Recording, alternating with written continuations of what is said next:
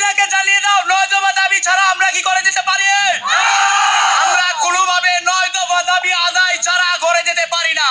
আজকে আমরা আমাদের যৌক্তিক দাবি 9 দফা দাবি নিয়ে রাজপথে দীর্ঘদিন যাবৎ আন্দোলন সংগ্রাম চালিয়ে যাচ্ছি এবং আমাদের অসংখ্য ভাই বোন এবং অনেকে নির্যাতিত নিপীড়িত মৃত্যুবরণ করেছেন। সম্মানিত উপস্থিতি, বন্ধু ভাইয়েরা, বড় ভাই, সবাইকে একটি কথা বলে দিতে চাই, এই অগণতান্ত্রিক সরকার আমাদের শিক্ষাকে ধ্বংস করে দিয়েছে। আমাদের শিক্ষার্থীদেরকে ওরা যে অবস্থায় নিপীড়িত নির্যাতিত করেছে পুলিশ বাহিনী দ্বারা, তাদের গুন্ডা বাহিনী, দলীয় কর্মী দ্বারা। তো আজকে আমরা অনেক কষ্টের পরে আজকে অনেক আন্দোলন সংগ্রাম করে এই পর্যায়ে এসেছি। ইনশাল্লাহ আমাদের দাবি আদায় ছাড়া আমরা ঘরে যাব না। আপনারা সবাই জানেন আমরা আজকে এখানে কি জন্য উপস্থিত হয়েছি।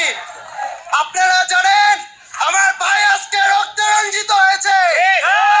আমরা যে 9 দফা দিয়েছি, 9 দফার 1 দফা যদি না কমপ্লিট হয় আমরা এই রাজপথ ছেড়ে যাব না।